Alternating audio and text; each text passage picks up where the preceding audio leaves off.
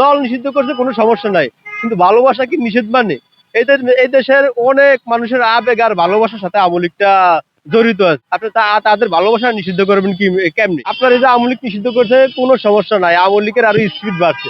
আওয়ামী লীগ এই পর্যন্ত যতবার নিষিদ্ধ করছে ততবার তারা আরো সুন্দর করে ফিরে আসছে। আপনার এই যে আওয়ামী লীগ নিষিদ্ধ করছে, এই যে আওয়ামী লীগের এই দেশে ম্যাক্সিমাম 7 থেকে 8 কোটি মানুষ আছে, এরকম একটা বৃহত্তর পার্টি নিষিদ্ধ করে দিয়েছে কার কথায়?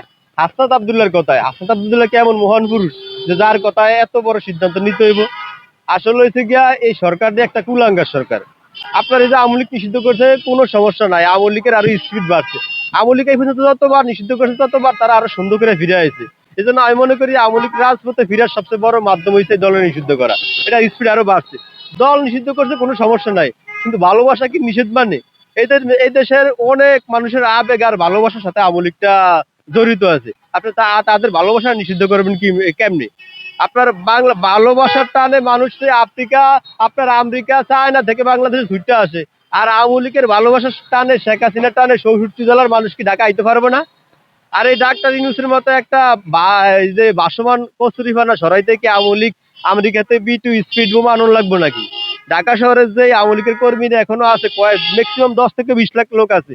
একবার শুধু জ্বর হয়ে ঢাকা শহরে যদি জয় বাংলা স্লোগান দেয়, এই ডক্টর ইউনূস দেখবেন একদম শেষ। এই জুলাই অভ্যুত্থান আসলে ওই বাংলাদেশের সাধারণ মানুষের জন্য আর বাংলাদেশের জন্য ভালো কিছু বয়ে আনে নাই। এটা সমন্বয়ক নামের কিছু টোকাই যারা উন্নত হয়েছে, এটা শুধু তাদের জন্য। আপনার অনেক অনেক ক্ষেত্রে আমরা দেখছি এই যে সমন্বয়ক নামে এই যে কুলাঙ্গারেরা, এরা CSC তে বন্যার টাকা তুলছে, তুইলে ওই টাকা মাইরা দিছে, ব্যাংকে রাখছে, এখন পার্টি করে দল গোছায়। আপনার আবার বিভিন্ন সময় অজুহাত দিব, দিয়ে সাধারণ মানুষের থেকে টাকা নিব, নিয়ে তারা পার্টি করব। আসলে ওরা বাংলাদেশের কিছুই না, এরা হচ্ছে বাংলাদেশের ধ্বংসকারী একটা কীট পতঙ্গ। আপনার ফসলের জমির মাঝে যেমন আগাছা জন্মায় না, এই বাংলাদেশের মাঝে এখন এরা হচ্ছে একমাত্র আগাছা যারা বাংলাদেশটাকে ধ্বংস করে লেছে। আপনার এই যে এই জুলাইয়ের কারণেই আমার বাংলাদেশটার বিনিয়োগ নাই, শেয়ার বাজার নাই, শিক্ষা ব্যবস্থা শেষ, এবং দুর্নীতি আর দর্শন 5G স্পিডে চলে। আর এটার মূল কারণ হচ্ছে জুলাই। তো এই যেই জুলাই আমার বাংলাদেশে টস টস করে দিছে, ওই জুলাই আমরা সাধারণ মানুষ চু দিয়ে 100 বার। কারণ এই জুলাই দিয়ে আমু কিচ্ছু হয় না, আর বাংলাদেশ টস টস হয়ে গেছে। কিছু কুলাঙ্গার, কিছু টোকাই ধনী হয়েছে। আর এইটাই হচ্ছে জুলাইয়ের একমাত্র ফসল। আমরা জুলাইরে একদমই ঘৃণা করি, মন থেকে ঘৃণা করি। আপনার সামনে যে ইলেকশন, এই ইলেকশন তো অবশ্যই আওয়ামী লীগ ছাড়া হওয়া সম্ভব না। কারণ আওয়ামী লীগ বাংলাদেশের বৃহত্তর একটা দল, ম্যাক্সিমাম 7-8 কোটি মানুষের দল। এই দলের বাদ দিয়ে কোনোদিনও নির্বাচন হওয়া সম্ভব না।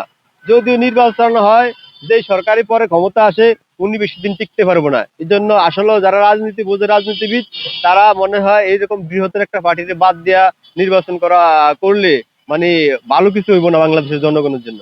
এই জন্য আমরা জনগণ একটাই মনে করি যে বাংলাদেশের স্বার্থে, বাংলাদেশের উন্নয়নের দ্বারা রাখার সাথে আওয়ামী লীগের অবশ্যই নির্বাচনে আনা উচিত। আওয়ামী লীগ সারা বাংলাদেশের নির্বাচন যদিও হয়, তাহলে সরকার টিকতে পারবে না, যে সরকারই আসে। আর আপনার আওয়ামী লীগকে তো নিষিদ্ধ করছে, নিষিদ্ধ করলে আওয়ামী লীগের স্পিড আরো বাড়ে।